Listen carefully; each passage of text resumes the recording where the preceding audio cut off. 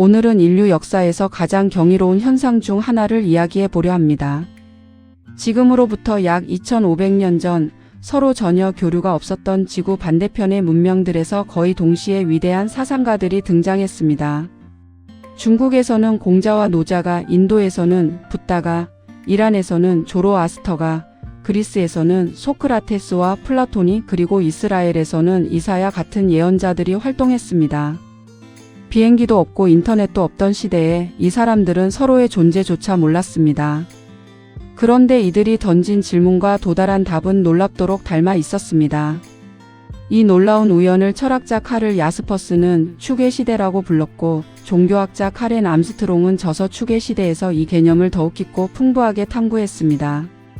카렌 암스트롱은 전직 수녀 출신의 종교학자로 평생을 인류의 종교적 경험을 탐구하는 데 바쳤습니다.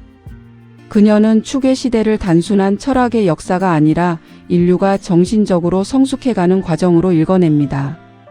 기원전 900년경부터 기원전 200년경 사이 이 700년의 기간 동안 인류는 마치 약속이라도 한 듯 비슷한 질문을 던지기 시작했습니다. 나는 누구인가? 어떻게 살아야 하는가? 고통의 원인은 무엇이며 어떻게 벗어날 수 있는가? 이 질문들은 오늘날 우리가 던지는 질문과 본질적으로 다르지 않습니다. 수천 년의 시간이 흘렀지만 인간의 근본적인 물음은 변하지 않았다는 사실 그 자체가 이미 하나의 경이입니다. 암스트롱은 바로 이 지점에서 출발합니다. 과거의 지혜를 박물관에 전시된 유물로 보는 것이 아니라 지금 여기 우리의 삶과 연결된 살아있는 통찰로 읽어내는 것입니다. 그렇다면 왜 하필 이 시기였을까요? 암스트롱은 당시의 사회적 배경에 주목합니다. 추계 시대가 꽃핀 네 지역, 즉 중국, 인도, 중동, 그리스는 공통적으로 격렬한 사회 변동을 겪고 있었습니다. 전쟁이 끊이지 않았고 도시화가 빠르게 진행되었으며 상업이 발달하면서 기존의 공동체적 가치가 흔들렸습니다. 강한 자가 약한 자를 짓밟는 것이 당연하게 여겨지던 시대, 폭력과 탐욕이 넘쳐나는 세계 속에서 일부 사람들은 깊은 회의를 품기 시작했습니다. 이렇게 사는 것이 정말 옳은가? 더 나은 삶의 방식은 없는가? 고통이 철학을 낳은 것입니다. 안락함이 아니라 위기와 고통이 인류를 더 높은 차원의 성찰로 이끌었다는 이 통찰은 오늘을 사는 우리에게도 여전히 유효합니다. 지금 우리가 겪는 혼란과 불안이 어쩌면 새로운 지혜의 씨앗일 수 있다는 것이죠. 추계 시대의 사상가들이 도달한 핵심적인 결론은 놀랍도록 일치합니다. 암스트롱은 이것을 한마디로 요약합니다. 바로 자기 중심성에서 벗어나는 것입니다. 공자는 인, 즉 다른 사람을 자신처럼 여기는 마음을 최고의 덕목으로 삼았습니다. 붓다는 자아에 대한 집착이 모든 고통의 근원이라고 가르쳤습니다. 그리스의 철학자들은 이성을 통해 편견과 욕망을 넘어설 것을 권했고, 이스라엘의 예언자들은 정의와 연민을 신의 본질로 선포했습니다. 내가 당하기 싫은 일을 남에게 하지 말라는 황금률은 이 모든 전통에서 독립적으로 등장합니다. 이것이 우연일까요? 암스트롱은 아니라고 말합니다. 서로 단절된 문명들이 같은 결론에 도달했다는 것은 인간이 깊이 성찰할 때 반드시 마주치게 되는 보편적 진리가 존재한다는 증거라는 것입니다. 특정 종교나 문화의 산물이 아니라 인간이라면 누구나 도달할 수 있는 진리가 있다는 이 생각은 오늘날 문명 간 갈등이 깊어지는 시대에 특히 중요한 메시지를 던집니다. 암스트롱이 특히 강조하는 것은 공감의 윤리이자 실천의 중요성입니다.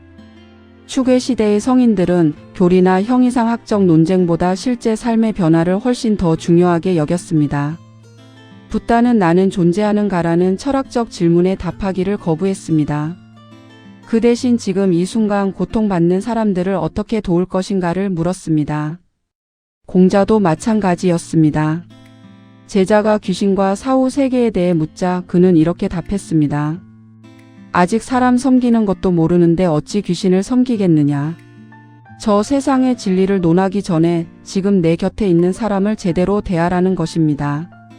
종교와 철학의 본질은 사변이 아니라 삶의 변화에 있다는 것, 그것이 추계 시대 성인들이 한 목소리로 전하는 메시지입니다. 암스트롱의 이 책이 오늘날 우리에게 특별한 울림을 주는 이유가 있습니다. 그녀는 현대 세계가 또 다른 추계 시대를 필요로 한다고 주장합니다. 지금 우리도 2500년 전과 놀랍도록 비슷한 상황에 처해 있습니다. 기술은 눈부시게 발전했지만 폭력과 불평등은 사라지지 않았고 이념 간의 갈등은 오히려 더 깊어졌습니다. 우리는 정보는 넘쳐나지만 지혜는 부족한 시대를 살고 있습니다.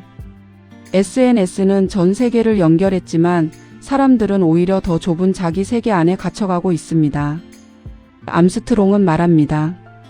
추계 시대의 성인들이 발견한 것은 어떤 특정 종교만의 진리가 아니라 자기 중심성을 극복할 때 비로소 인간이 온전해진다는 보편적 통찰이라고요. 그리고 그 통찰은 2500년이 지난 지금도 낡지 않았습니다. 이 책을 읽고 나면 종교를 보는 시각이 달라집니다. 종교는 흔히 교리와 의례, 때로는 갈등의 원천으로 여겨지지만 암스트롱은 그 본래의 뿌리로 우리를 데려갑니다. 모든 위대한 전통의 출발점에는 공통된 인간적 열망이 있었습니다.